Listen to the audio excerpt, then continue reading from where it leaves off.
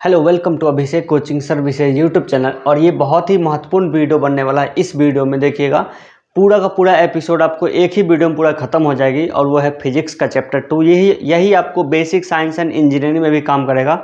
तो आइए सीखते हैं पूरा वीडियो। लेकिन उससे पहले अगर आप रेलवे की तैयारी करते हैं, लोको पायलट स्पेशल है, टेक्नीशियन ग्रुप डी, इसके अलावा आपको एनटीपीसी है, goods guard, station master, TSC, किसी भी रेलवे एग्जाम की तैयारी करते हैं, आरपीएफ, एसआई, तो सभी तैयारी के लिए ये जो किताबें आप देख रहे हैं ये हमारे द्वारा लिखा गया किताब है। आप इसको ऑर्डर कीजिए, मंगवाइए, इससे तैयारी कीजिए। आपको 2 महीने के अंदर पूरी तैयारी हो जाएगी। मैथ है आपका 0 level, reasoning 0 level, physics, chemistry, biology, current affairs, basic science and engineering, general awareness, ये सब में से आपको 90% से ज़्यादा क्वेश्चन आएगी एग्जाम में। आपको विश्वास नहीं तो आप आगे देख लीजिए। आपको हम जो सब क्वेश्चन दिखा रहे हैं बोर्ड पे, आप देखिएगा कि हर एक एग्जाम में वही सब क्वेश्चन आ रहा है। और हमारे टॉपिक में छोड़ के अलग से आपको कोई भी क्वेश्चन नहीं मिलेगा। इस वीडियो में बस देख लीजिए, कम से कम 5 मिनट भी जरूर आप देख लीजिए। आप लोगों को इस तरह का मास्टर नोट्स मंगवाने के लिए आप हमें इस नंबर पर ऑर्डर करेंगे। आप अपना एड्रेस बस मुझे व्हाट्सएप कर लीजिए इस नंबर पे, फिर आपको हो जाएगी। मेरे द्वारा लिखा गया मास्टर नोट्स को पढ़ के आप भी बन सकते हैं 100% लोको पायलट। कमज़ोर से कमज़ोर विद्यार्थी भी 0 लेवल से शुरू करके 3 महीने में पढ़ सकता है और 90% तक एग्जाम में क्वेश्चन आने की संभावना रहती है, इसमें से बिल्कुल गारंटी रहती है। और आपको मास्टर नोट्स के साथ में हमारा ये एप्लीकेशन है, जो कि स्मार्ट वीडियो कोचिंग एप्लीकेशन है, ये आपको बिल्कुल फ्री मिलेगी। बिल्कुल आपको ये फ्री मिलेगी। और हमारा एक्सपीरियंस आपका ये है कि हमने इलेक्ट्रिकल इंजीनियरिंग किया है। इसके अलावा आपको लोको पायलट आरआरबी मुजफ्फरपुर से हम 2 बार बन चुके हैं, 2014 में और 2018 में। आइए हम लोग आते हैं कंटेंट के ऊपर। और ये मेरे द्वारा लिखा गया मास्टर नोट्स का जो किताब है फिजिक्स, इसमें से आपको 90% तक क्वेश्चन आएगी एग्जाम में। और इसी किताब में से हम आपको चैप्टर 2 करवा रहे हैं। इसका देखिए, इसका आप इंडेक्स देख सकते हैं, जिसमें कि चैप्टर 1 जो था यूनिट चैप्टर हम आपको करवा चुके हैं। यूनिट चैप्टर आपको करवा चुके हैं, उसका वीडियो आप जाके देख लीजिए। पहले इस वीडियो देखिए, इसके बाद आप उस वीडियो को देख लीजिएगा। अभी आप लोग करवा रहे हैं चैप्टर 2 मोशन, जिसमें कि न्यूटन और ग्रेविटी वगैरह सारा इसी में कंप्लीट हो जाएगी। तो दूसरा चैप्टर मोशन है और कुल मिला के 21 चैप्टर है। और यही 21 चैप्टर में से किसी भी एग्जाम में क्वेश्चन आती है, इसके बाहर का कोई भी क्वेश्चन नहीं आएगा। ठीक है, तो आप बस यही आपको 21 चैप्टर कंप्लीट करनी है। एपिसोड 1 आप लोग देख लिए और हमारा एक एपिसोड में पूरा चैप्टर ही कंप्लीट हो जाता है। तो इसलिए आप लोग को अलग से कोई वीडियो देखने की जरूरत नहीं है, हमारा पूरा वीडियो देखिए, फिर आप पढ़ाई को एंजॉय कीजिए। आइए, एक भी क्वेश्चन आपसे छूटेगा नहीं। तो हम लोग आते हैं यहाँ पे इस चैप्टर में, मोशन यानी गति चैप्टर में। और गति चैप्टर में जो भी क्वेश्चन है, क्वेश्चन वाइज 1 2 3 4 नंबरिंग करके लिखें, ताकि स्टूडेंट को याद करने में कोई भी परेशानी नहीं हो। और हम इस वीडियो कोचिंग के माध्यम से हर एक परिभाषा को, हर एक शब्द को आप लोगों को एक्सप्लेन करके दिखाते हैं। चलिए हम लोग आगे बढ़ते हैं। और सबसे पहला जो क्वेश्चन है वो है आपका अदिश राशि। अदिश राशि और सदिश राशि, सदिश राशि और अदिश राशि दोनों के बीच में जो अंतर स्पष्ट हम चैप्टर 1 यूनिट वाले चैप्टर में कर चुके थे। लेकिन एक बार फिर से आसान भाषा में समझ लीजिए कि अदिश राशि किसको कहते हैं, सदिश राशि किसको कहते हैं। इसमें देखिए दोनों में क्या है, दिश मतलब दिशा, इसमें भी दिश है। सदिश मतलब दिशा के साथ, सदिश मतलब दिशा के साथ, और अदिश मतलब दिशा के बिना। इसमें दिशा नहीं, अदिश राशि में दिशा नहीं होगी और सदिश राशि में दिशा होती है। यानी कि वैसी राशि जिसको बोलने के लिए आपको दिशा की जरूरत पड़ती है व्यक्त करने के लिए, और जिसको व्यक्त करने के लिए दिशा की आवश्यकता नहीं होती, उसको बोलते हैं अदिश राशि। या फिर इसको हम एक ट्रिक हम बनाए हैं, जो कि ये है कि वैसी राशि को मापने के लिए आपके आसपास में जो भी उपकरण आप देख रहे हैं, जैसे कि स्पीड को मापने के लिए स्पीडोमीटर, वजन को तौलने के लिए तराजू है, लंबाई को मापने के लिए इंची टेप है। तो इस तरह के जो भी मटेरियल, जो भी चीज़ आप देख रहे हैं उपकरण, तो जिस उपकरण से जिस परिमाण को मापा जाएगा वो होगा अदिश राशि। ठीक है, इसका एग्जाम्पल यह है कि द्रव्यमान, चाल, आयतन, कार्य, समय, ऊर्जा इत्यादि। सदिश राशि मतलब क्या, जिसको आपको निकालने के लिए आपको कैलकुलेशन की आवश्यकता होगी, उस तरह कोई मशीन नहीं आती है। जैसे बल को निकालने के लिए कौन सा मशीन आता है, उसको माप किया तो उसको कैलकुलेट करके निकाला जाता है फोर्स को। उसी तरह से वेग को भी मापने के लिए आपको कैलकुलेट करना पड़ता है। तो आइए इसको हम लोग थोड़ा सा और एक्सप्लेन करते हैं। और देखिए कि अदिश राशि मतलब क्या। जैसे कि बिंदु ए हो गया, बिंदु बी हो गया, यहाँ से बिंदु ए से बिंदु बी के पास हमें जाना है। तो आपको हो सकता है रोड जो है ना इस तरह से गया होगा बी के पास। ये क्या हो गया, ये हो गया दूरी, ये क्या हो गया दूरी।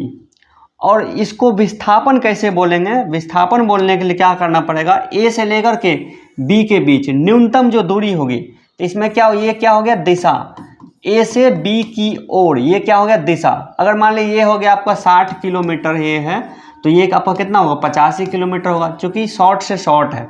तो ये जो दूरी हो गया ये काल्पनिक दूरी हो गया, हम इसको मानते हैं कि ए से बी के बीच एक काल्पनिक दूरी है। और जरूरी नहीं है कि हर एक रोड जो है बिल्कुल सीधा ही जाएगा, लेकिन ये जो है लंबाई, तो इसको मापने के लिए आपके पास अगर आप बाइक से जा रहे हैं तो वहाँ पे होती है ओडोमीटर। ओडोमीटर से क्या मापते हैं, ओडोमीटर से क्या मापते हैं, ओडोमीटर से मापते हैं हम लोग लंबाई, यानी कि लंबाई दूरी बोल सकते हैं सीधे। ओडोमीटर से क्या मापते हैं, दूरी मापते हैं, कितना किलोमीटर आप चले। लेकिन इसको क्या बोलते हैं, इसको बोलते हैं विस्थापन। तो विस्थापन को मापने के लिए कोई चीज़ अवेलेबल नहीं है, उसको आप मीटर में माप सकते हैं, लेकिन वो एक काल्पनिक रेखा होती है, उसको कैलकुलेट करके आपको निकालना पड़ेगा। ठीक है, तो आपको थोड़ा सा अंतर स्पष्ट हो गया होगा सदिश राशि और अदिश राशि में। वैसे इसका एक ट्रिक है, जैसे कि देखिए वेग, जैसे कि वेग है, तो अब देखिए वेग, देखिए 2-3 टाइप का वेग जो होता है, संवेग, आवेग, वेग, कोणीय वेग, कोणीय संवेग, यानी जिस राशि में वेग वेग वेग ये सब लिखा रहेगा वो आप समझ जाइए कि वो क्या है, सदिश राशि है। एक है विस्थापन, तो विस्थापन हो गया, कोणीय विस्थापन हो गया, ये सब क्या है, सदिश राशि। त्वरण है, कोणीय त्वरण, ये भी सदिश राशि है। विस्थापन भी सदिश राशि है। एक हो गया आपका भार, भार क्या है, सदिश राशि। एक है बल, बल भी सदिश राशि है। और कोणीय बल, ये भी सदिश राशि है। हम लोग आगे पढ़ेंगे और आप लोग को बताते चलेंगे ये सदिश राशि और ये एक अदिश राशि है। ठीक है, चलिए अगला टॉपिक देखते हैं। आप लोग को यहाँ पे अदिश राशि का उदाहरण है द्रव्यमान, चाल, आयतन, कार्य, समय, ऊर्जा। ये सब चीज़ को मापने के लिए जो उपकरण है वो आप रियल लाइफ में आप देखिए वो सब उपकरण हमारे पास अवेलेबल है। लेकिन सदिश राशि को मापने के लिए कोई उपकरण अवेलेबल है? आप गाड़ी में कितना एक्सलेटर मतलब त्वरण होता है, आप कितना एक्सलेटर दीजिएगा उसको मापने के लिए कोई उपकरण है आपके गाड़ी में लगा हुआ? नहीं लगा हुआ है। लेकिन दूरी को मापने के लिए आपके गाड़ी में ओडोमीटर लगा हुआ है। चाल को यानी स्पीड को मापने के लिए आपके गाड़ी में स्पीडोमीटर लगा हुआ है। समझ रहे हैं? जैसे कि तेल है, टंकी में आपके कितना तेल है, यानी वो क्या लिक्विड है, द्रव्यमान हो सकता है, तो उसको मापने के लिए लीटर वाला भी वहाँ पे फ्यूल वाला लीटर लगा हुआ है कि कितना लीटर आपके गाड़ी में तेल बचा हुआ है। यानी वो सब राशि जिसको मापने के लिए उपकरण हमारे पास अवेलेबल है, उपलब्ध है, आसानी से उसको देखा जा सकता है, वो सब क्या होगा, अदिश राशि। और जिसको कैलकुलेट करके निकाला जाता है उसको बोलते हैं सदिश राशि। तो अदिश राशि और सदिश राशि अंतर मतलब बोलने से ये स्पष्ट हो जाता है। ठीक है, चलिए ये तीनों आपका हो गया कंप्लीट। अब देखिए सदिश राशि जो है ना, जिसमें दिशा होती है और इसको योग के नियम को पालन करती है, वो सदिश राशि कही जाती है। अब देखिए सदिश राशि का उदाहरण है वेग, विस्थापन, बल, त्वरण। अब देखिए वेग मतलब क्या, वेग हो गया, आवेग हो गया, संवेग हो गया, कोणीय वेग हो गया, कोणीय संवेग हो गया। 5 हो गया वेग से आधारित। तो जिसमें वेग रहेगा वो सब क्या है, सदिश राशि। विस्थापन है तो विस्थापन हो गया, कोणीय विस्थापन हो गया, 2 हो गया। अब देखिए बल है, एक बल हो गया, एक कोणीय बल, इसमें 2 हो गया। त्वरण है और एक होगा, एक त्वरण, एक कोणीय त्वरण, एक मंदन, ये तीनों क्या होगा, सदिश राशि आपका हो जाएगा। इसके अलावा ये आपका चारों है, इसी पे आधारित 12-13 टोटल मिला के होगा, सब आप याद रख लीजिए सदिश राशि। अब देखिए दूरी यानी डिस्टेंस, किसी दिए गए समय अंतराल में वस्तु द्वारा तय की गई मार्ग की लंबाई को दूरी कहते हैं। किसी समय अंतराल में वस्तु द्वारा तय की गई कुल दूरी को, मतलब कि लंबाई, तय की गई लंबाई को दूरी कहते हैं। यानी लंबाई ही तो दूरी होगी यहाँ से वहाँ तक। ठीक है, दूरी एक अदिश राशि है। चूंकि दूरी को मापने के लिए हमारे पास उपकरण है ना, दूरी को कैसे मापते हैं, मीटर मापते हैं, इंची टेप हमारे पास अवेलेबल है, तो वो क्या हो गया, अदिश राशि हो गया। और बाइक में हमेशा ये क्या होता है, एक ओडोमीटर होता है, यह हमेशा धनात्मक होती है। अदिश राशि जब भी होगी वो हमेशा धनात्मक होगी, वो ऋणात्मक कभी नहीं हो सकती। जैसे कि सदिश राशि त्वरण है, वो ऋणात्मक हो सकती है। आप स्पीड को बढ़ा रहे हैं तो स्पीड को घटा भी सकते हैं। यानी त्वरण जो आपका, आप एक्सलेटर देते हैं गाड़ी में, एक्सलेटर को ज़्यादा कर सकते हैं, एक्सलेटर को कम कर सकते हैं, वो क्या हो गया, वो है सदिश राशि। अब आपको बिल्कुल अच्छे से क्लियर हो गया होगा। अब देखिए विस्थापन क्या होता है, एक निश्चित दिशा में 2 बिंदु के बीच की लंबवत दूरी को विस्थापन कहते हैं। एक निश्चित दिशा में दो बिंदु के बीच एक लंबवत दूरी को क्या बोलते हैं? विस्थापन। जैसे मान लीजिए यहाँ पे पटना है, पटना से दिल्ली के बीच का जो एक कोई भी एक काल्पनिक बिंदु मान लेंगे, दोनों के बीच का डिस्टेंस हम मैप में देख लेंगे, वो क्या हो गया? विस्थापन हो गया। वैसे आप ट्रेन जाएगा तो ट्रेन का पटरी आपको इधर से उधर घुमाते हुए ले जाएगा, ठीक है। तो विस्थापन का फॉलो आप हवाई जहाज जाएगा तो वो आपको पॉइंट ए से पॉइंट बी तक पहुंचा देगा, वो क्या हो गया? विस्थापन हो गया, ठीक है। यह एक सदिश राशि, विस्थापन एक सदिश राशि, क्योंकि एक निश्चित दिशा में जाती है। और विस्थापन सदिश राशि का परिभाषा ये होगी जिसमें दिशा होती है। और विस्थापन का ऐसा मात्रा क्या होता है? जो दूरी का होता है, मीटर। कितना दूरी है यहाँ से वहाँ तक, दूरी मीटर हो गया, ठीक है। चलिए आगे बढ़ते हैं और अगला देखिए क्या कहता है हमारे पास। अब है हम लोग का वेग चाल।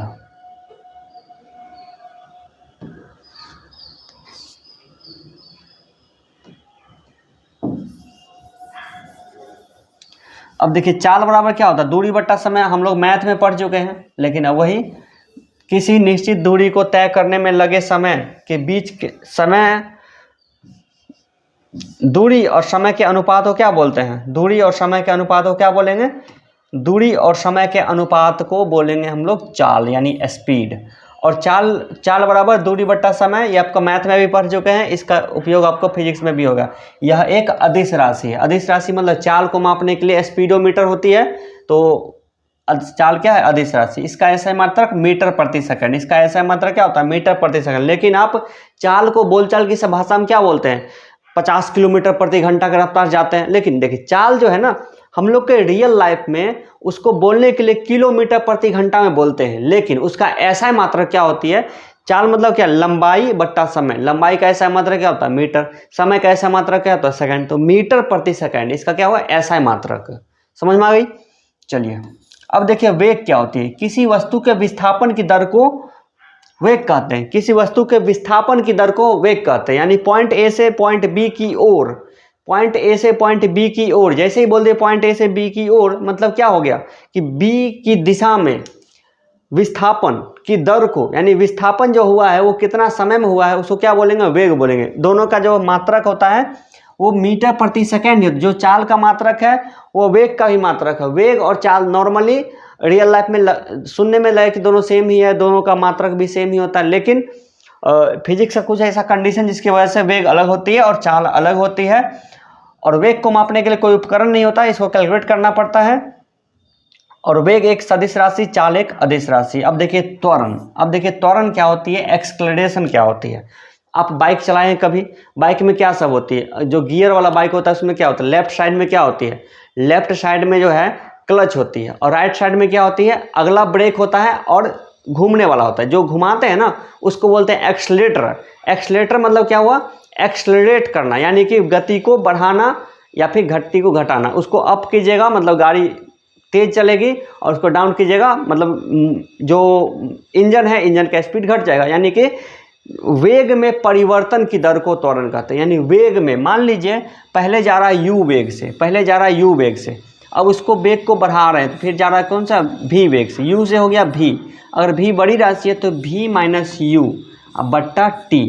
यानी कि मान लीजिए कि इसको एक एग्जाम्पल समझ लेते हैं कि 20 किलोमीटर प्रति घंटा की रफ्तार अभी आपके पास है। कितना रफ्तार है?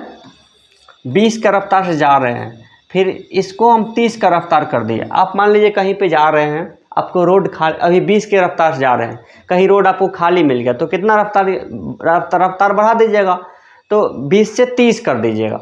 तो 20 और 30 होने में जितना समय लगा उसी को अनुपात को बोलते हैं त्वरण, ठीक है। तो 20 बट्टा 30 यानी कि 30 माइनस 20 अब बट्टा, मान लीजिए इसको होने में 5 सेकंड का समय लगा, तो ये क्या हो गया? तो त्वरण का A बराबर v माइनस यू बट्टा टी, इसका होता है फॉर्मूला, जहाँ v बराबर ऊपरी वेग, v बराबर बाद का वेग, और u बराबर प्रारंभिक वेग, और v बराबर बाद का वेग, और t टाइम आपका जो होगा वो होगा, ठीक है। त्वरण समझ में आ गई? त्वरण एक सदिश राशि क्योंकि वो एक निश्चित दिशा में होती है। इसका ऐसा मात्रक मीटर प्रति वर्ग सेकंड होता है। इसका ऐसा मात्रक क्या होता है? मीटर प्रति वर्ग सेकंड। मीटर प्रति वर्ग सेकंड कैसे लिखेंगे? मीटर प्रति सेकेंड स्क्वायर, इसको ऐसे लिखेंगे। चूंकि m/s तो हो गया क्या, चाल का होता है m/s यानी मीटर प्रति सेकंड, और उसी के अंतराल को यानी कि 1 सेकंड और जुड़ जाती है, मीटर पर सेकंड में 1 सेकंड और जुड़ जाएगी, यानी metre ms square, m/s², metre प्रति वर्ग सेकंड या मीटर पर सेकंड स्क्वायर। ठीक है, चलिए, यदि समय के साथ वस्तु का वेग घटता है तो त्वरण ऋणात्मक होते, ऋणात्मक मतलब क्या, घटना यानी कि कम हो जाना, तो ऋणात्मक होती है, जिसे मंदन कहते हैं। ऋणात्मक त्वरण को मंदन कहते हैं। जब आप गाड़ी के एक्सीलरेटर को बढ़ाइएगा तो उसको बोलेंगे त्वरण, और जब घटाइएगा उसको क्या बोलेंगे, मंदन। ये एक सिंपल एग्जांपल है जो कि आप लोग बाइक भी चलाते हुए तो पता चल जाएगी। देखिए, जब हम बाइक सीख रहे थे ना, तो हमको जब हम स्टार्टिंग में बाइक सीख रहे थे तो क्या हुआ कि जो भी लोग हमको सिखाते थे तो हम सीख नहीं पा रहे थे। तो हमने क्या किया, यूट्यूब पे वीडियो निकाला और हमने देखा कि जो सब पार्ट बाइक में अवेलेबल है उसका काम क्या है। तो हमने वहाँ से सीखा एक्सीलरेटर क्या होती है, आगे का ब्रेक कैसे काम करता है, पीछे का ब्रेक कैसे काम करता है, तो हम आसानी से सीख गए। तो आप भी अगर किसी नए लड़के को अगर आप गाड़ी चलाने के लिए दे रहे हैं तो आप उसको क्या कीजिए, गियर को 3 नंबर गियर में डाल दीजिए, उसके बाद ही दीजिए चलाने के लिए। 1 नंबर गियर में चलाना बहुत ज़्यादा मुश्किल होता है, वो भी नए लड़कों को। तो जब भी आप किसी को गाड़ी दीजिए चलाने के लिए तो उसको 3 नंबर गियर करके दीजिए, वो बोलिए तुम आराम से चलाओ उसको। चलिए आते हैं टॉपिक पे, वृत्तीय गति, सर्कुलेशन मोशन। जब किसी वस्तु किसी वृत्ताकार मार्ग पर गति करती है तो उसकी गति को वृत्तीय गति कहते हैं। वृत्तीय गति मतलब क्या, नॉर्मल गति, रेखीय गति मतलब एक रेखा में गति, और वही गति क्या हो गया, एक वृत्त में हो गया। जैसे कि घड़ी जो है, घड़ी कैसे घूमती है, यानी कि एक वृत्त में चारों तरफ घूमना, वो क्या हो गया, वृत्तीय गति हो गया। जैसे मौत के कुआं में बाइक घूमते रहता है, वो क्या हो गया, वृत्तीय गति हो गया। तो वो कुछ नहीं है, बस परिभाषा याद रखिए, वृत्तीय गति हो गया। यदि कोई वस्तु एक समान चाल से गति करती है तो उसकी गति को एक समान गति कहा जाएगा।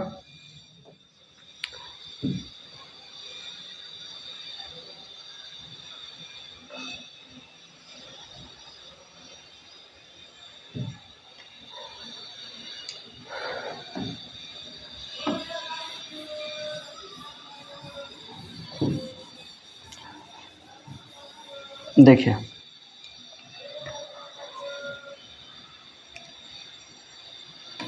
यदि कोई वस्तु एक समान चाल से गति करती है तो उसकी गति को एक समान वृत्तीय गति कहते हैं। जब कोई वस्तु एक समान चाल से वृत्त के ऊपर गति करती है तो उसकी गति को एक समान वृत्तीय गति कहते हैं। एक समान चाल, जैसे 20 का स्पीड जा रहा है तो 20 का ही स्पीड हमेशा रहेगा। अब देखिए, वृत्तीय गति एक त्वरित गति होती है क्योंकि वेग की दिशा प्रत्येक बिंदु पर बदल जाती है।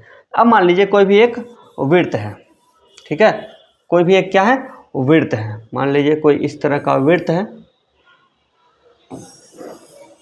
इस तरह का कोई वृत्त है, मान लीजिए कोई भी P है, तो ये तो आगे बढ़ जाएगा ना, लेकिन वो प्रत्येक बिंदु पे अपना जो है, प्रत्येक बिंदु पे जो है अपना दिशा बदलते रहती है। प्रत्येक बिंदु पे अपना दिशा जो है वो बदलते रहती है, तभी वो वृत्त के ऊपर गति कर पाती है।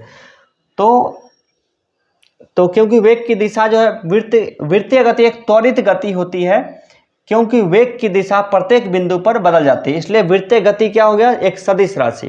वृत्तीय गति क्या हो गया, सदिश है, क्योंकि इसमें गति लगा हुआ है तो सदिश राशि होगा। अब देखिए, कोणीय वेग यानी एंगुलर वेलोसिटी, वृत्ताकार मार्ग पर गतिशील कण को वृत्त के केंद्र से मिलाने वाली रेखा 1 सेकंड में जितने कोण से घूम जाती है उसे उस कण का कोणीय वेग कहते हैं। मान लीजिए कोई कण यहाँ पे है और 5 सेकंड के बाद यहाँ पे आ गई है, तो इसके बीच में जो कोण में जो परिवर्तन आया ना, उसी को क्या बोलेंगे, उसी को बोलेंगे कोणीय वेग बोलेंगे। इसका ज़्यादा इस्तेमाल नहीं है रियल लाइफ में, तो बस परिभाषा तक ही इसको रहने दीजिए। कोणीय वेग को प्रायः ओमेगा से सूचित करते हैं। ओमेगा को इस तरह से W जैसा लिखा जाता है। ये क्या हुआ, ओमेगा से प्रकट किया था। जीके क्वेश्चन याद रख लीजिए। और रेखीय चाल बराबर कोणीय चाल गुणे त्रिज्या, रेखीय चाल बराबर कोणीय चाल गुणे त्रिज्या। इस सबको हमको कॉम्पिटिटिव लाइफ में डीप में नहीं पढ़ना है, ठीक है। चलिए हम लोग आगे बढ़ते हैं, और यही सब क्वेश्चन एग्जाम में आता है, खासकर रेलवे एग्जाम में, तो आप लोग इसको कंप्लीट करके रखिए। अभी तक देखिए 24 क्वेश्चन हो चुका है। चलिए अब आपको मजा आएगा बहुत ज़्यादा।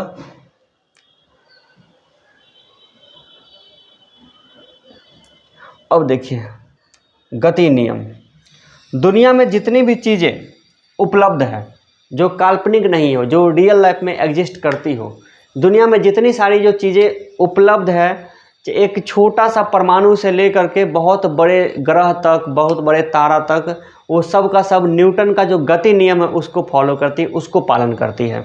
तो न्यूटन का जो गति नियम है, न्यूटन का गति नियम, तो न्यूटन का गति नियम कितने हैं? 3 गति नियम। न्यूटन का प्रथम गति नियम, न्यूटन का द्वितीय गति नियम, न्यूटन का तृतीय गति नियम। तीनों गति नियम को हम लोग यहाँ पे सीखेंगे। और न्यूटन को भौतिकी का पिता कहा जाता है। भौतिकी यानी फिजिक्स का फादर ऑफ फिजिक्स किसको कहा जाएगा? न्यूटन को। एक क्वेश्चन है, याद रख लीजिए हमेशा के लिए।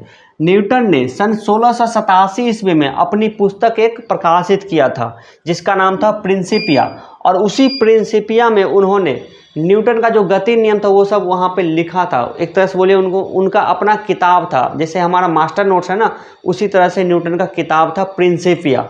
ठीक है, तो उसी प्रिंसिपिया किताब में, यह जीके क्वेश्चन है, प्रिंसिपिया किताब न्यूटन ने लिखा था, और उसी प्रिंसिपिया किताब को 1687 ईस्वी में पब्लिश किया था। लेकिन उन्होंने नियम को लगभग 1682 की ईस्वी के आसपास ही बना लिया था। उस किताब को छापने में, पब्लिश करने में 7-8 साल का समय लग गया था न्यूटन साहब को।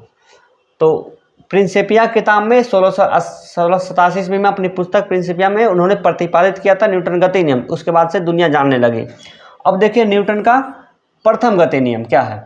यदि कोई वस्तु, प्रथम गति नियम क्या है कि कोई वस्तु अगर आराम कर रहा है तो वो चाहेगा कि हम आराम ही करते रहें, और कोई वस्तु अगर चल रहा है तो वो अपने आप में सोचे कि हम चलते ही रहें। ठीक है, वही चीज़ है। इंसान पे तो न्यूटन गति का आधा गति नियम लागू होता है।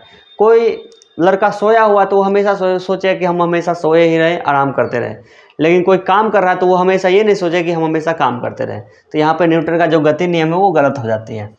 चलिए अब देखिए न्यूटन का प्रथम गति नियम, Newton's first law of motion. यदि कोई वस्तु विराम अवस्था में है तो वह विराम अवस्था में रहेगी, या यदि वह एक समान चाल से सीधी रेखा में चल रही है तो वैसे ही चलती रहेगी जब तक कि उस पर कोई बाहरी बल लगाकर उसकी वर्तमान अवस्था में परिवर्तन न किया जाए। यानी कि कोई किसी ईंट को किसी टेबल पर रख देंगे, हम इस पेन को अपने हथेली पर रख देंगे तो ये हमेशा के लिए यहीं पे रहेगा।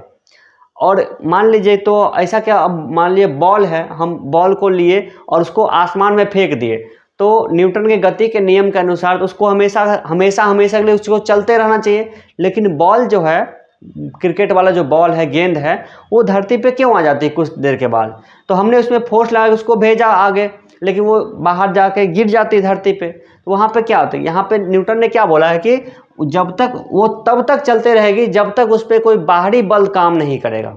ठीक है, तो अब देखिए बॉल के ऊपर कौन सा बल काम करे। एक तो आपका पृथ्वी का गुरुत्वाकर्षण नियम काम कर रहा है। गुरुत्वाकर्षण नियम जो है बॉल को हमेशा अपने नीचे की ओर खींच रही है, तो एक तो गति में वो विरोध कर रही है। और दूसरा विरोध कहाँ पे हो रहा है, वो हो रहा है कि वातावरण में जो उपलब्ध है वायु है उसका कुछ डेंसिटी है, कुछ घनत्व है, धूल कण है, तो वही उस बॉल के गति को प्रभावित करते हैं। यानी दो तरह से हमारा जो बॉल, चलता हुआ जो बॉल है वो प्रभावित होता है, गुरुत्वाकर्षण के कारण नीचे गिर जाती है, और कुछ अवरोध पैदा होता है वायुमंडल के द्वारा। तो इस वजह से बॉल हमेशा के लिए नहीं जाती। लेकिन उसी बॉल को हम पृथ्वी के गुरुत्वाकर्षण से बाहर निकल जाए, यानी अंतरिक्ष में चले जाए। अंतरिक्ष मतलब क्या, जहाँ पे धरती का गुरुत्वाकर्षण बल नहीं लगता है और वहाँ पे किसी और ग्रह का भी गुरुत्वाकर्षण बल नहीं लगता है, उसको क्या बोलते हैं? उसको बोलते हैं क्या? उसको बोलते हैं अंतरिक्ष।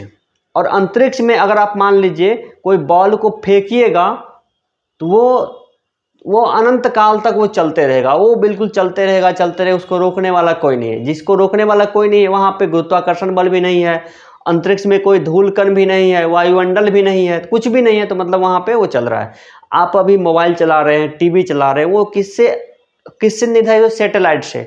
और सैटेलाइट को पृथ्वी के कक्षा से बाहर निकाल दिया, यानी पृथ्वी के गुरुत्वाकर्षण से बाहर निकाल दिया, और वो पृथ्वी का जो है गति, उस गति पे उसको चला दिया, उसके रॉकेट को। एक बार उसको फेंक दिया तो वो हमेशा के लिए वो चलते रहेगा। इस हिसाब से सैटेलाइट काम करती है। उसको चलाने के लिए हमको अलग से फ्यूल की जरूरत नहीं पड़ती, बस उसमें एक सोलर वाला पैनल लगाइए और वो काम करता रहेगा, आपको सिग्नल भेजता रहेगा।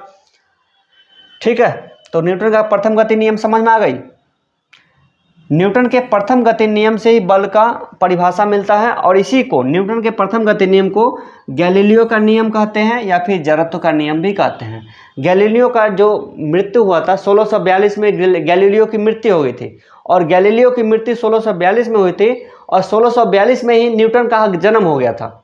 गैलीलियो की मृत्यु 1642 ईस्वी में हुई थी, और 1642 ईस्वी में ही न्यूटन का जन्म हुआ था। उनके घर से हजारों किलोमीटर की दूरी पे हुई थी। ठीक है,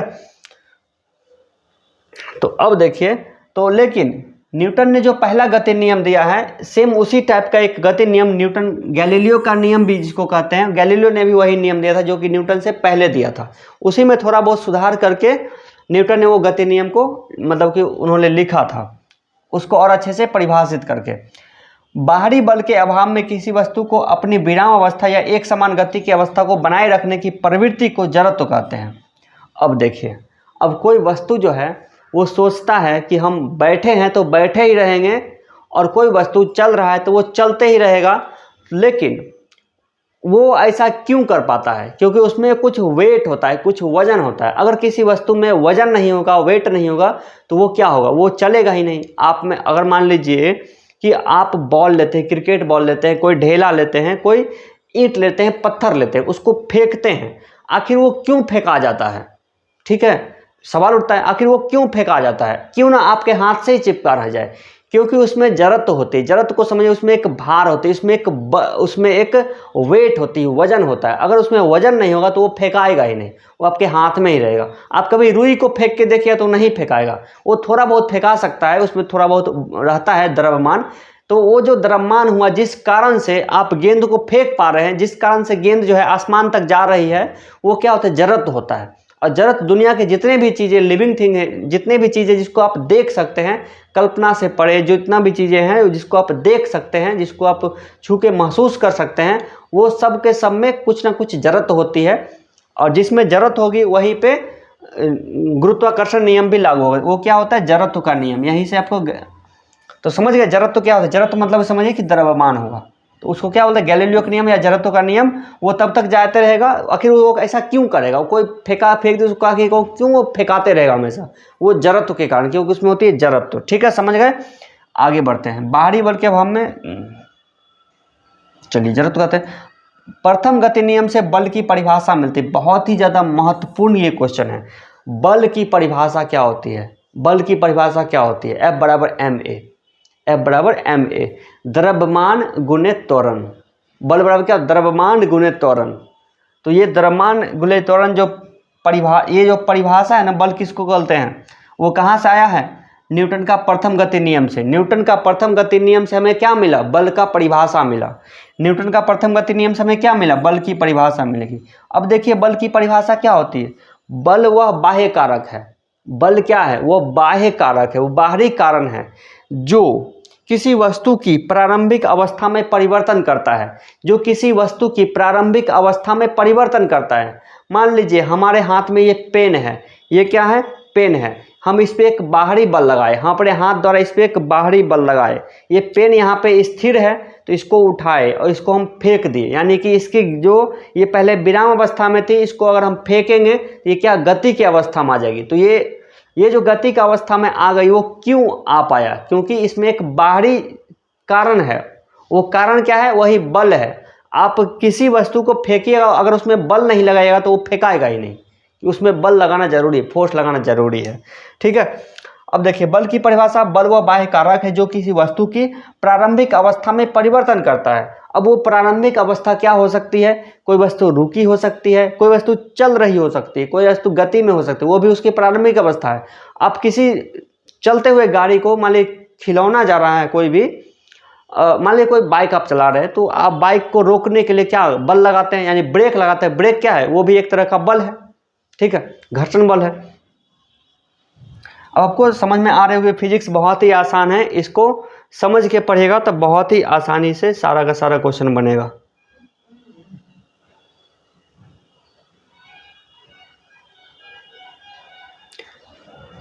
ठीक है,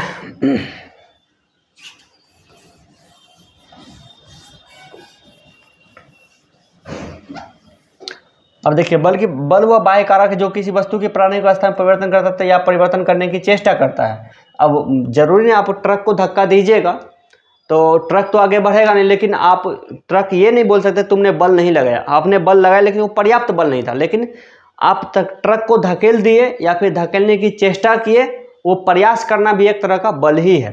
ठीक है, अब बल एक सदिश राशि है क्योंकि वो किसी खास दिशा में होती है। अब ऐसा नहीं कि बल किसी खास दिशा में ही लगता है ना, इसका ऐसा मात्रा क्या होता है, न्यूटन होता है। न्यूटन बल का मात्रा क्या होता है, न्यूटन को लिखते हैं एन से। बल बराबर क्या, एफ बराबर एम ए होती है। चलिए आगे हम लोग इसका व्यंजन जानेंगे। इसका एग्जाम्पल समझिए, न्यूटन का प्रथम नियम से एग्जाम्पल समझिए। ठहरी हुई मोटर या रेलगाड़ी के अचानक चल पड़ने पर उसमें बैठे यात्री पीछे की ओर झुक जाते हैं।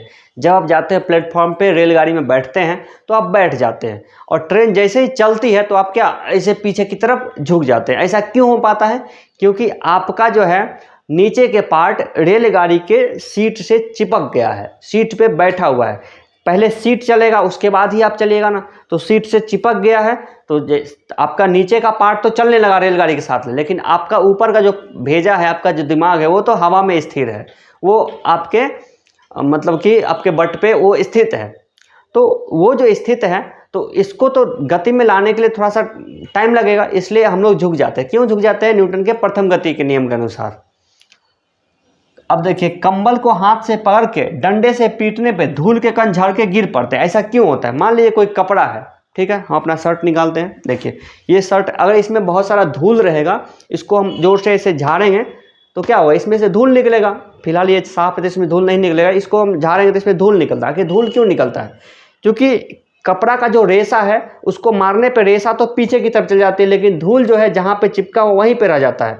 तो ग्रेविटी का जो बल होता है, न्यूटन का जो बल होता है, ग्रेविटी यानी गुरुत्वाकर्षण बल जो होता है, वो हर एक चीज़ पे लगता है, चाहे वो धूल जितना छोटा क्यों ना हो और सूरज जितना बड़ा क्यों ना हो, हर जगह पर वो लागू होता है। तो इसलिए धूल का कण वहीं पर रहता है और कपड़ा का रेशा पीछे हो जाता है, इसलिए वो गर्दा उड़ता है, बोल सकते हैं बिहारी भाषा में, या फिर धूल निकलता है।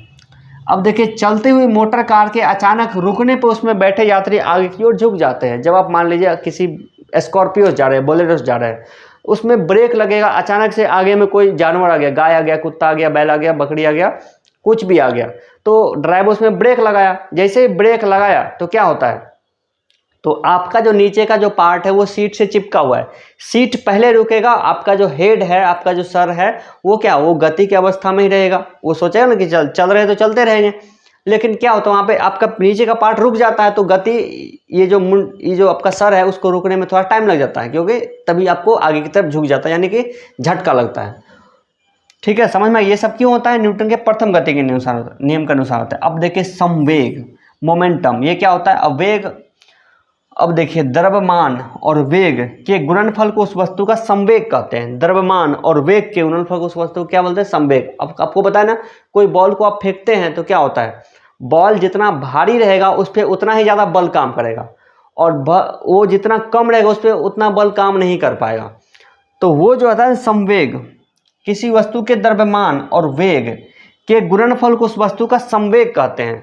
तभी तो क्या होता है, आपको छोटा पत्थर से किसी को मारिएगा उसको कम चोट लगेगा, और बड़े पत्थर से किसी को मारिएगा उसको ज़्यादा चोट लगेगा। हालांकि पत्थर ऐसा चीज़ होता है दोनों में चोट लगेगा, लेकिन बड़े पत्थर से ज़्यादा चोट लगेगा। क्यों, क्योंकि बड़े पत्थर में द्रव्यमान उसका ज़्यादा है।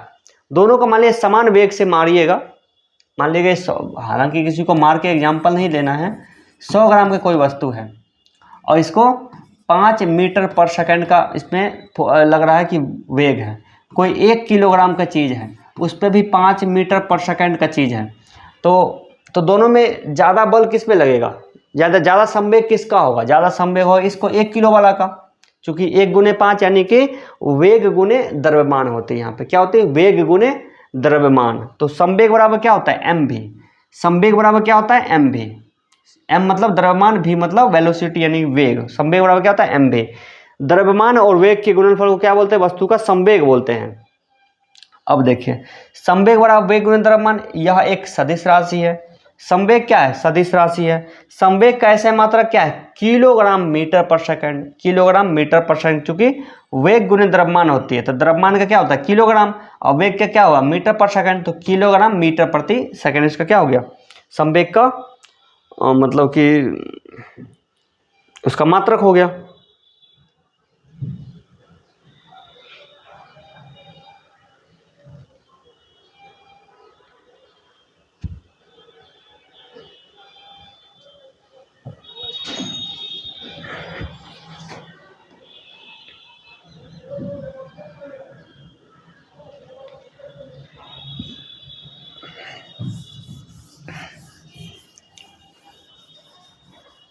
अब देखिए,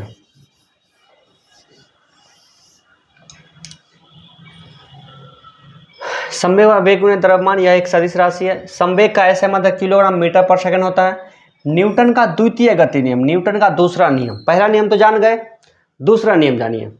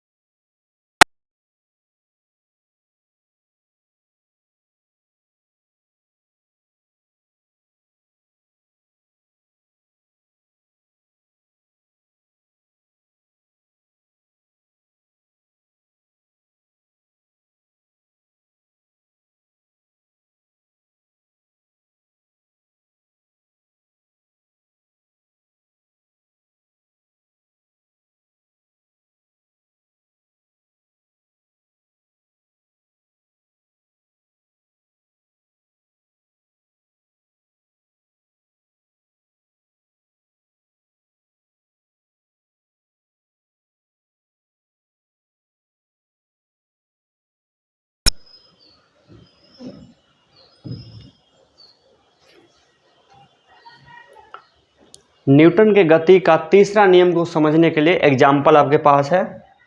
अब देखिए, बंदूक से गोली चलाने पे चलाने वाले के पीछे की ओर झटका लगता है।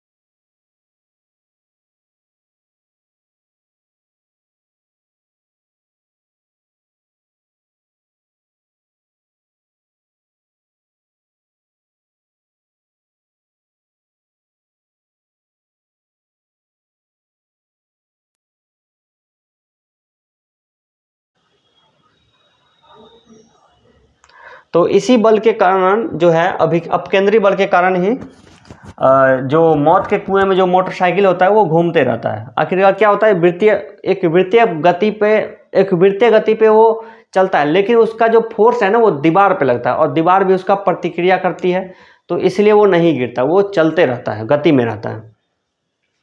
कभी कभी बाहर की ओर कार्य करने वाले इस प्रतिक्रिया बल को भ्रमवश अपकेंद्री बल कह दिया जाता है, जो कि बिल्कुल गलत है, जैसे कि अभी हमने कह दिया। ठीक है, बल अघूर्ण, ये सब ज़्यादा इम्पोर्टेंट है नहीं, बस एग्जाम्पल पूछता है तो याद रख लीजिए।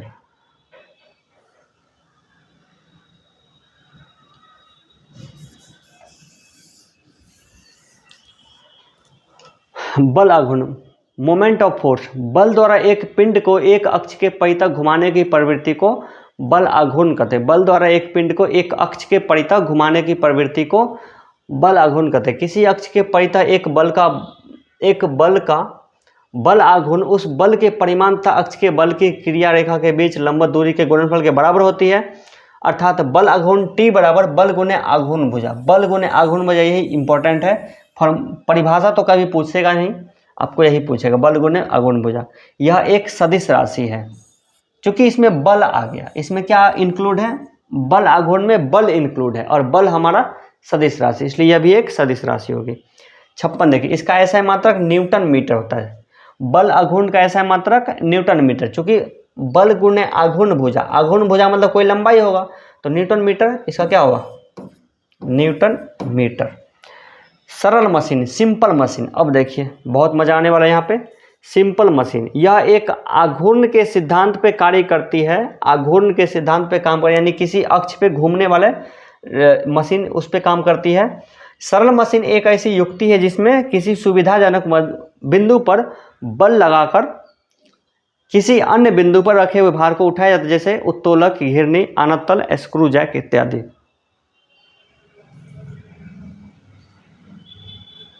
अब देखिए, आपने अगर 3 इडियट फिल्म देखा होगा तो उसमें यही क्वेश्चन पूछा गया था आमिर खान से कि बताओ बल का परिभाषा बताओ। तो बल क्या है, तो हर एक चीज़ जो इंसान का काम आसान करे और वक्त बचाए वो मशीन है, मतलब कि सरल मशीन, सिंपल मशीन। अब देखिए मशीन मतलब कैसे, उत्तोलक यानी लीवर, घिरनी, आनतल, स्क्रू जैक, ये सब चीज़ें हैं। तो चलिए, सरल मशीन ये हो गया, इसका एग्जांपल आगे बता रहे हैं। फिर ये उत्तोलक 3 प्रकार के होते हैं, वो एग्जाम में काफ़ी बार बहुत ज़्यादा पूछता है, उसको आप लोग को अच्छे से हम क्लियर करवा देंगे यहाँ पे।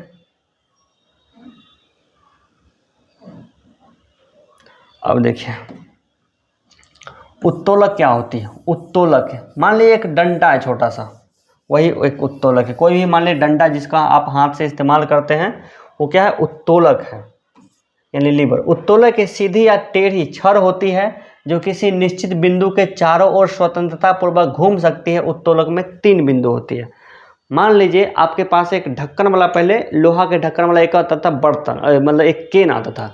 अभी भी बीकाजी का जो रसगुल्ला आता है या फिर हल्दीराम का जो रसगुल्ला आता है, वो केन टीन में जो आता बंद होकर के, उसको कैसे खोलते हैं आप, एक सिक्का लीजिए, उसको ऐसे घुमाइए खुल जाएगा, या फिर एक चम्मच लीजिए, उसको ऐसे कीजिए वो खुल जाएगा। तो आखिर वो जो खुलता है वो कैसे खुलता है, आखिर वो चम्मच क्या है, वो मशीन है। चम्मच कैसे काम किया, मशीन के रूप में काम किया। आपने चम्मच यहाँ पे इस टिप पे काम हुआ, आपने चम्मच पे इस छोर पे आपने वहाँ पे बल लगाया, ऐसे करके चम्मच खुल गया।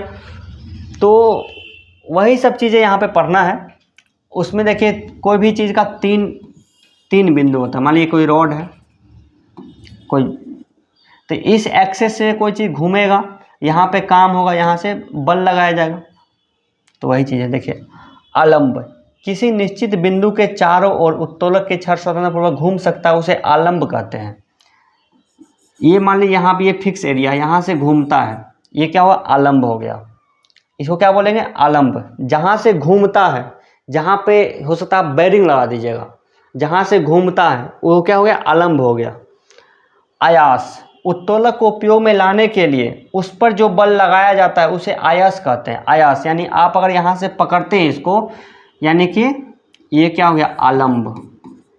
आलंब, यहाँ से अगर आप इसको पकड़ते हैं तो ये हो गया क्या, आयास। यानी ऐसे समझिए, जहाँ से आप प्रयास करते हैं वही हो गया आयास, यानी यहाँ पे बल लगता है। और ये क्या हुआ, भार, यहाँ से कोई भार उठाया जाएगा, कोई भार यहाँ से उठता है, ये क्या हो गया, भार हो गया। ठीक है, तो 3 बिंदु होता है कोई भी उत्तोलक में, आलंब जहाँ से कोई चीज़ घूमता है जिसके तरफ चारों तरफ, दूसरा होता है आयास जहाँ से आप प्रयास करते हैं उसको पकड़ने के लिए, जहाँ से आप बल लगाते हैं अपने तरफ से, और तीसरा भार, यानी वह उत्तोलक के द्वारा जो बोझा उठाया जाता है, जो काम किया जाता है, वो क्या हो गया, भार हो गया।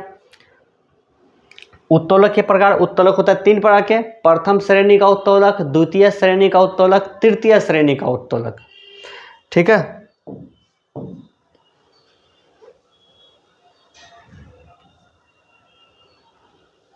चलिए इसको अच्छे समझिए। एक क्वेश्चन तो बिल्कुल फिक्स है कि इसमें से आएगा ही आएगा, आपको पूछेगा बताइए कैंची कौन से श्रेणी का उत्तोलक है।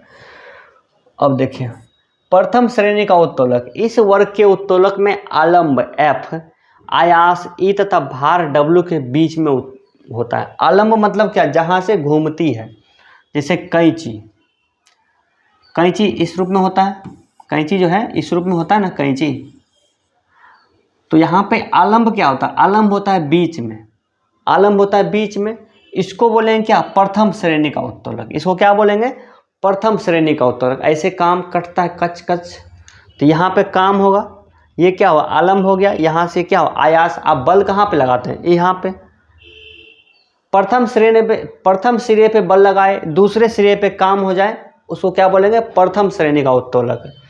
ठीक है, अब इस टाइप में जो इस टाइप का मशीन जितना होता है, जैसे पिलास हो गया, वो भी क्या प्रथम श्रेणी का उत्तोलक हो गया। कैंची, पिलास, सिंडासी, सिंडासी क्या, इसी तरह के एक होता है, मतलब कांटे उखाड़ने का मशीन होता है सिंडासी, कील उखाड़ने की मशीन, शीश झूला, साइकिल का ब्रेक, हैंड पंप, ये सब क्या है, प्रथम श्रेणी का उत्तोलक है। अब देखिए, हैंड पंप जो है ना, चापाकल जो होता है, इस रूप में होता है चापाकल, इस रूप में होता है चापाकल, तो यहाँ पे आप बल लगाते हैं, बीच से वो इस रूप में यहाँ से घूमता है और यहाँ पे आपको पानी निकाल देता है, वो क्या काम होता है, वो क्या हो, चापाकल, वो प्रथम श्रेणी का उत्तोलक हो गया।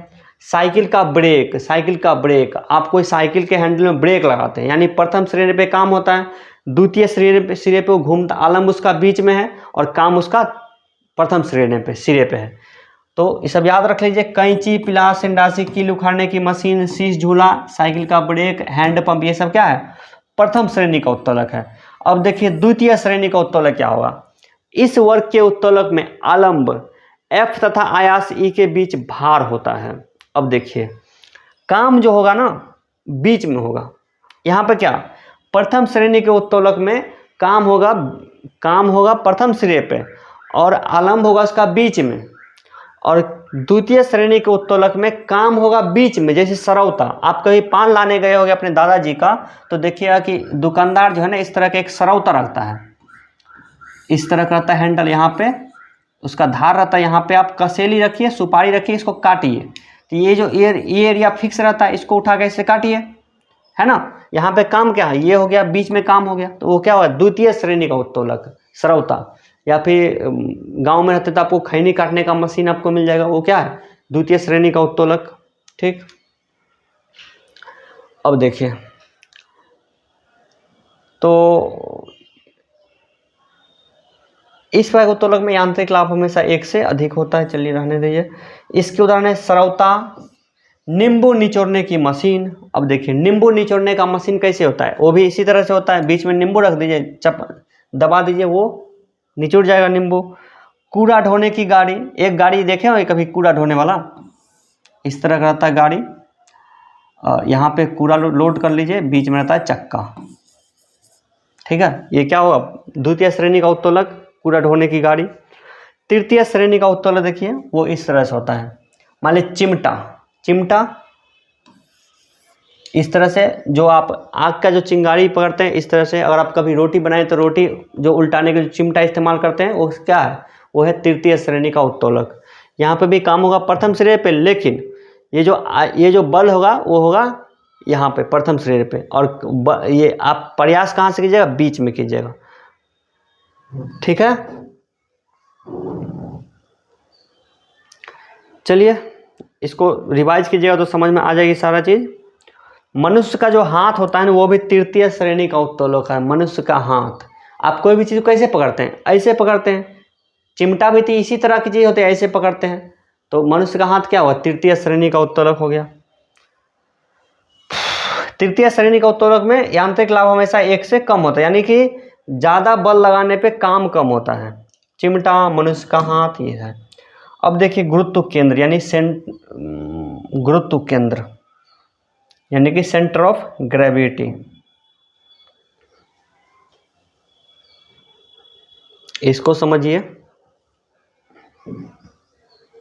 कभी कभी आप ट्रक को पलट जाते हुए देखे होइएगा। कभी कभी क्या होता है, ट्रक पलट जाता है गड्ढा में। तो आइए देखिए ट्रक कैसे पलटता है और ट्रक स्थिर कैसे रहेगा। मान लीजिए कोई एक ट्रक है,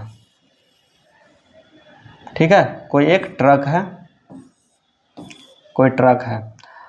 अब देखिए कभी कभी क्या होता है कि एक छोटा सा रोड रहता है और 2 ट्रक क्रॉसिंग होता है और एक ट्रक गड्ढा की तरफ थोड़ा सा झुकता है और वो पलट जाती है। आखिर वो पलट क्यों जाती है?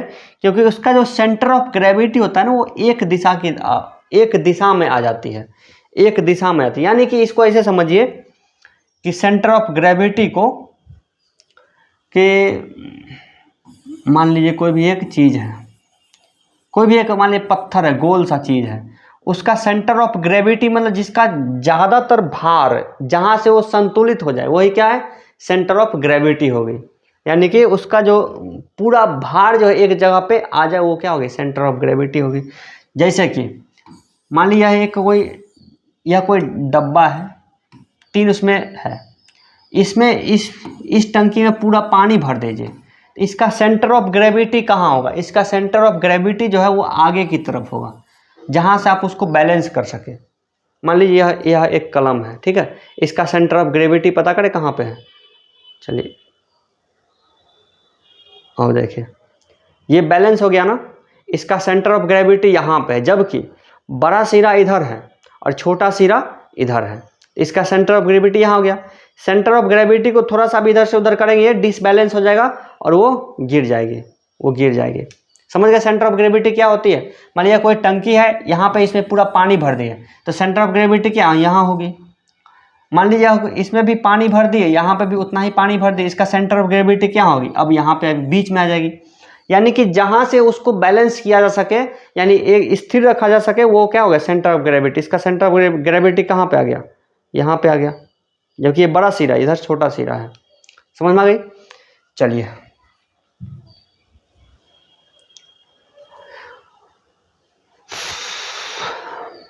वस्तु का भार गुरुत्व केंद्र से ठीक नीचे की ओर कार्य कर। वस्तु का जो भार है ना वो गुरुत्व केंद्र यानी सेंटर ऑफ ग्रेविटी से ठीक बीच में काम करते हैं। जब भी आप मान लीजिए कोई भी यहाँ पे कोई गाड़ी है, उसमें जब आप सामान लोड करवाइएगा तो गाड़ी वाला क्या बोला कि जितना भी सामान है उसको पूरा गाड़ी में फैला करके रखिए ताकि उसका सेंटर ऑफ ग्रेविटी बीच में आ जाए और गाड़ी को चलने में थोड़ा सा आसानी हो जाए, ठीक है। और इसका भार कहाँ आएगा? बिल्कुल बीचों बीच आएगा और इसका जो बल जो है दोनों चक्का के बीच में लगेगा तो गाड़ी स्मूथली चलेगा हमेशा।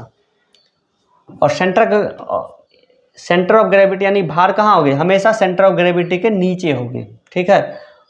अब संतुलन के 3 प्रकार होते हैं, अस्थायी संतुलन, अस्थायी संतुलन, उदासीन संतुलन। इसका ज़्यादा इस्तेमाल है नहीं, बस यहाँ पे लिखा हो। आप भी मास्टर नोट्स मंगवा के इसको थोड़ा सा पढ़ लीजिए।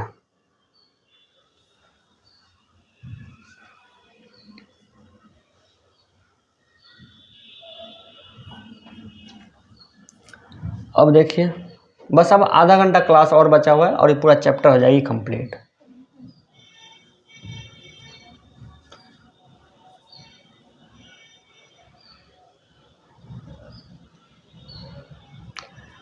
अस्थायी संतुलन की शर्तें। किसी वस्तु के अस्थायी संतुलन के लिए 2 शर्त है।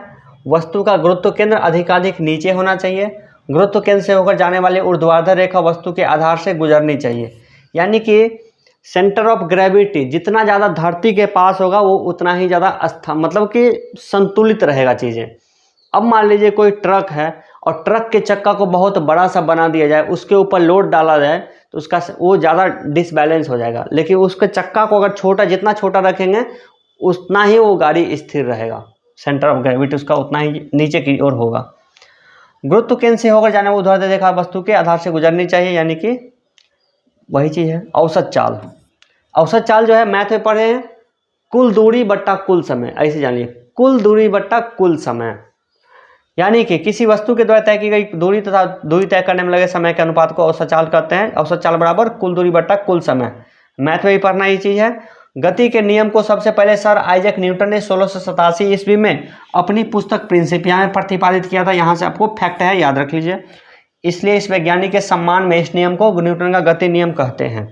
रुकी हुई गाड़ी के अचानक चल पड़ने पर उसमें बैठे यात्री पीछे की ओर झुक जाते हैं जड़त्व के कारण। चलती हुई गाड़ी के अचानक रुकने पर उसमें बैठे की आगे की ओर झुक जाते हैं, कैसे? जड़त्व के कारण, या न्यूटन का प्रथम गति नियम के अनुसार। ठीक है,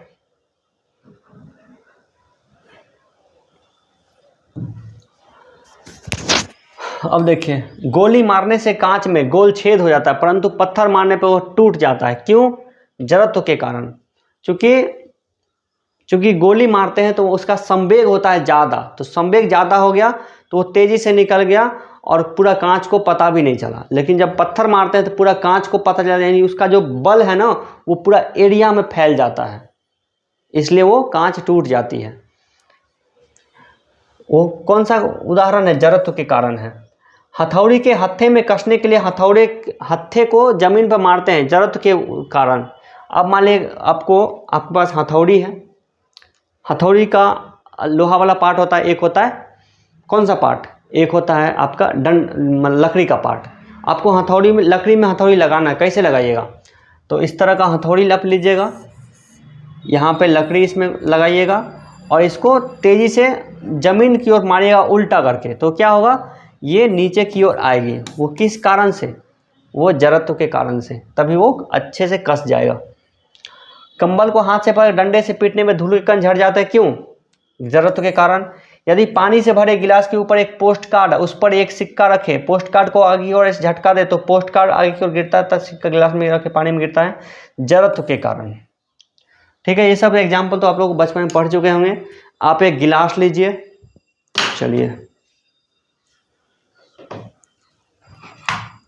देखिए, आप एक मान लीजिए गिलास लीजिए, इसके ऊपर रुपया पैसा रखिए, ठीक है, पैसा रखिए, और ये जो पोस्ट कार्ड है इसको बहुत तेज़ी से मारिए, तो सिक्का क्या होगा? सीधे गिलास में गिर जाएगा पानी में।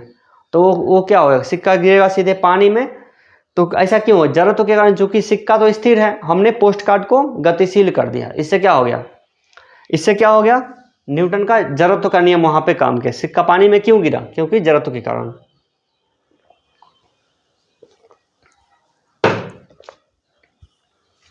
अब देखिए,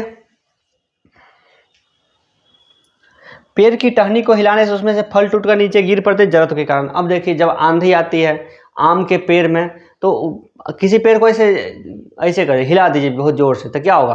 पेड़ का जो टहनी होता है वो गति में आ जाती है, और जबकि पेड़ का जो फल होता है वो स्थिर रहता है। उसको लगता है कि हम बिल्कुल स्थिर है, तो एक रहेगा स्थिर, एक चलने लगे तो फल तो नीचे की ओर गिरेगा ना, ग्रेविटी के कारण। तो वही चीज़ वहाँ पर कौन सा नियम काम करता है? न्यूटन का प्रथम गति नियम, यानी जड़त्व के कारण। एक लॉन रोवर को गति में लाने तथा एक गतिशील लॉन रोवर को विराम में लाने के लिए अधिक बल की जरूरत पड़ती है, जबकि एक गतिशील लॉन रोवर को गति में बनाए रखने के लिए वैसा कम बल की जरूरत पड़ती है, जरूरत के कारण। देखिए, कोई गाड़ी है, कोई मान लीजिए कोई ट्रक है, ट्रक को आप स्टार्ट कीजिए, उसको 0 से लाइए 50 के स्पीड में, तो ज़्यादा बल लगेगा। और कोई ट्रक 50 के स्पीड में चल रहा है, उसको 50 के स्पीड में ही चलाते रहिएगा, तो वहाँ पे आपको कम बल लगेगा, कम ताकत लगेगा, वही चीज़ होती है। तो वो सब कौन सा नियम है? जड़त्व का नियम है।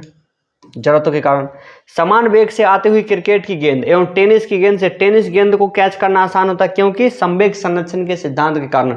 संवेग जो संरक्षण होता है वो हल्की चीज़ में कम होता है, भारी चीज़ में ज़्यादा होता है। क्रिकेट का जो बॉल होता है, जो जिससे विराट कोहली, सचिन तेंदुलकर खेलते हैं, वो होता है क्रिकेट का बॉल। जो हम लोग गली मोहल्ले में लाल रंग का जो गेंद होता है ना, कैस्को बॉल जिसको बोलते हैं, वो क्या उसको बोलते हैं? Tennis ball. हम लोग उससे क्रिकेट खेल लेते हैं।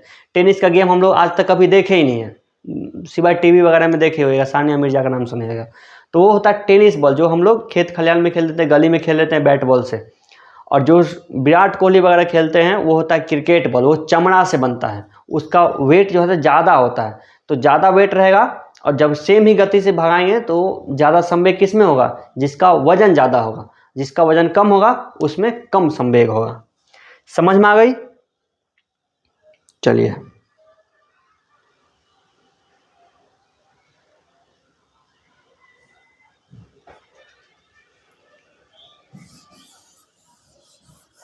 अब देखिए यहाँ पे, कभी आप देखिएगा क्रिकेट खिलाड़ी तेजी से आते हुए गेंद को कैच करते समय अपने हाथ को गेंद के वेग की दिशा में गतिमान कर लेता है ताकि चोट कम लगे, संवेग संरक्षण के सिद्धांत के कारण। आप मान लीजिए कभी छत से कूदिएगा नीचे में, तो आप क्या, जब आप कूदते हैं तो सीधे इस तरह से नहीं कूदते हैं, आप थोड़ा सा बैठ जाते हैं ऐसे करके। जब आप कूदते हैं थोड़ा सा बैठ जाते हैं। ऐसा क्यों होता है? ताकि गति को आप धीरे धीरे कम कर, ताकि आपको क्षति कम हो। गति धीरे धीरे कम हो तो आपको क्षति कम होगा। संवेग का संरक्षण का जो सिद्धांत है, संवेग ही कम हो जाएगा। तो वही चीज़ होता है क्रिकेट, जब आप बॉल मारा जाता है तो जब आप कैच लेते हैं तो आप हाथ जैसे बॉल पकड़ते हैं ना, तो बॉल आता है तेजी से, आप उसको कैच लेते हैं और हाथ को तेजी से पीछे की ओर खींचते हैं। इससे क्या होता है, बल का जो गति होता है वो एकाएक नहीं रुकता है, वो धीरे धीरे कम हो जाता है। आपके हाथ में चोट कम लगती है। आप किसी बॉल को कोई ज़्यादा तेजी से आ रहा है, आप ऐसे करके पकड़ लेते हैं धोनी के जैसा, तो चोट आपको ज़्यादा लगेगा। ठीक है, तो इसलिए गद्दा या मिट्टी के फर्श पर गिरने पर सीमेंट से बने फर्श पर गिरने की तुलना में कम चोट लगती है। संवेग संरक्षण के कारण वहाँ पे गति थोड़ा सा रुक जाती है। गाड़ियों में स्प्रिंग और शॉक एब्जॉर्बर लगाए जाते हैं ताकि झटका कम लगे, संवेग संरक्षण के कारण। ठीक है, कराटे खिलाड़ी द्वारा हाथ के प्रहार से ईंट की पत्ती को तोड़ना संवेग संरक्षण के कारण होते हैं। अब देखिए, कराटा वाला जो होता है ना, जो कराटा सीखता है, जिसको हाथ से ईंट को तोड़ देता है, ऐसा क्यों करता है? वो संवेग संरक्षण का इस्तेमाल करता है। क्योंकि पहले तो उसकी ट्रेनिंग होती है, 10 साल 20 साल की उसकी ट्रेनिंग होती है, उसका हाथ हड्डी पहले से मजबूत रहता है। ठीक है, उसका ये भी बहुत मजबूत है, इससे वो किसी दीवार में पत्थर में छेद कर देता है, इतना मजबूत बना लेता है वो पहले से। तो वो जो ईंट रहता है इस तरह से रखता है, ईंट उसको बीच में ऐसे मारता है जोर से, और वो इतनी तेजी से वो हाथ को मारता है कि उसको एक ही जगह पे बहुत सारा फोर्स काम कर लेता है। आप और हम बहुत ज़्यादा सोच के भी उतना तेज़ी से हाथ ऐसे नहीं ला सकते हैं जितना तेज़ी से कराटा वाला ले आता है। तो इसलिए वो ईंट को तोड़ देता है आसानी से, वही चीज़ होती है। तो उसका सालों साल का प्रैक्टिस रहता है, इस वजह से टूट जाता है। ऊंची कूद एवं लंबी कूद के लिए मैदान की मिट्टी खोदकर हल्की कर दी जाती ताकि कूदने पर खिलाड़ी को चोट नहीं लगे। संवेग संरक्षण के कारण अधिक गहराई तक कील को करने के लिए भारी हथौड़े का उपयोग किया जाता है। संवेग संरक्षण के कारण आप कांटी ठोकना है तो जितना भारी आपका हथौड़ा रहेगा उतना ही कांटी जो है तेजी से अंदर जाएगा। बंदूक से गोली छोड़ते समय पीछे की ओर झटका लगता है तृतीय गति नियम के अनुसार। ठीक है,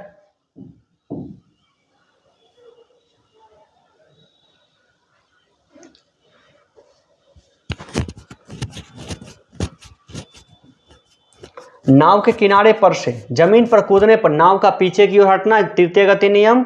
नाव के खेने के लिए बांस से जमीन को दबाते हैं, तृतीय गति नियम। जब आप नाव चलाएगा तो बांस रहता है, लग्गा रहता है, उसको आप तेजी से नदी के जमीन पे डालिएगा तो आप आगे की बढ़िएगा। वो क्यों होता है? न्यूटन का तृतीय गति नियम, क्योंकि आप जितने तेजी से उसको दबाइएगा उतना ही तेजी से आप आगे बढ़िएगा। ठीक है, कुआं से पानी खींचते समय रस्सी टूट जाने पर व्यक्ति जो है कुआं में गिरेगा, कुआं के बाहर गिरेगा, वो कुआं के बाहर गिरेगा। क्यों? क्योंकि वो पहले से पीछे की ओर ऐसे बल लगा रहा है, वो रस्सी को पीछे की तरफ खींच रहा है और रस्सी गया टूट, तो वो पीछे की तरफ गिरेगा ना, आगे की तरफ कैसे गिरेगा? जो आगे की तरफ झुकेगा तभी तो गिरेगा।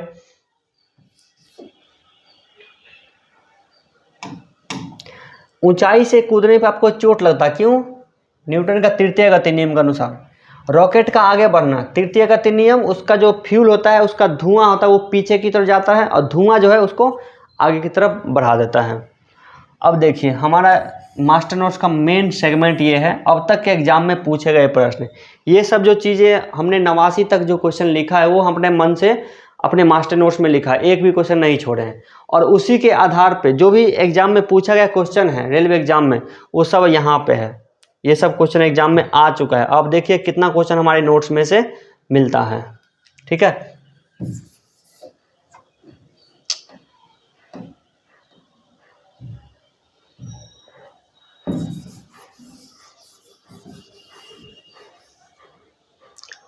न्यूटन के गति के प्रथम नियम से किस राशि की परिभाषा मिलती है? तो बल की परिभाषा मिलती है। न्यूटन के गति के नियम की खोज किसने की थी? न्यूटन ने की थी। न्यूटन का गति नियम का कौन सा नियम जड़त्व की व्याख्या करता है? प्रथम नियम। जब किसी बंदूक से गोली दागी जाती है तो वह पीछे की ओर क्यों धक्का देता है? संवेग मतलब क्रिया के बराबर विपरीत प्रतिक्रिया होती है, यानी तृतीय गति नियम के अनुसार। प्रत्येक क्रिया की समान और विपरीत प्रतिक्रिया होती है, यह न्यूटन का कौन सा नियम है? तृतीय नियम है। क्रिया एवं प्रतिक्रिया दो भिन्न विषयों पर कार्य करता है, समान परिमाण रखते हैं परंतु दिशाएं विरुद्ध रखते हैं, यानी कि दिशा होती है उल्टा। जब कोई बंदूक चलाई जाती है तो वो गोली पर अग्रदिशिक बल लगाती है, गोली भी बंदूक पर समान तथा विपरीत दिशा में बल लगाती है। यह न्यूटन का कौन सा सिद्धांत होती है? न्यूटन का तृतीय गति नियम है, यानी कि न्यूटन का तृतीय गति यानी कि संवेग संरक्षण का सिद्धांत है।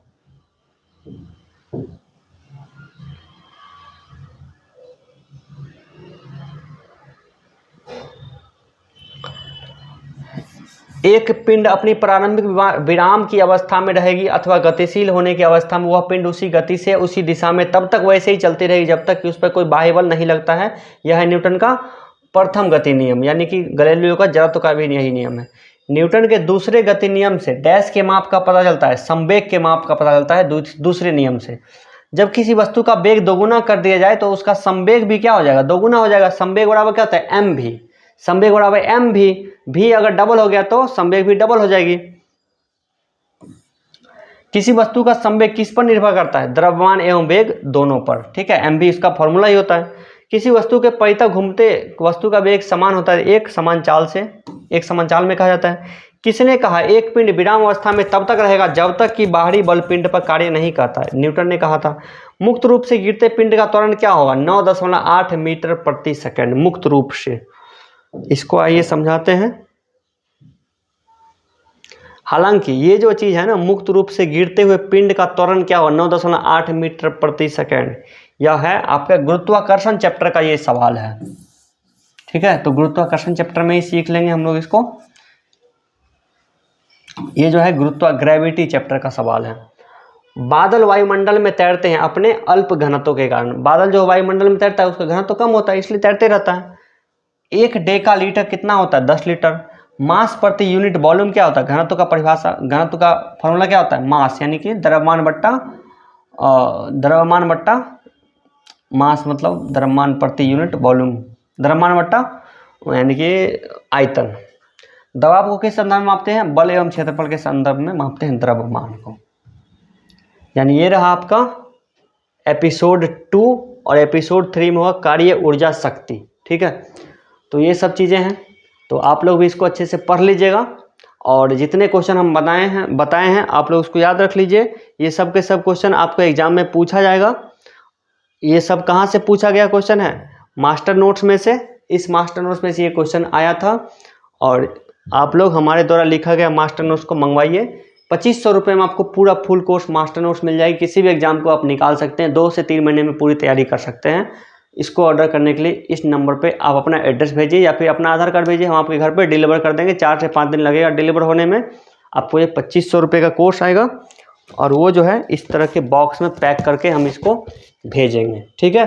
Thank you so much. आपको ये वीडियो कैसा लगा? हमने सिर्फ और सिर्फ 1 घंटा 15 मिनट में इस एक चैप्टर को ख़त्म कर दिया।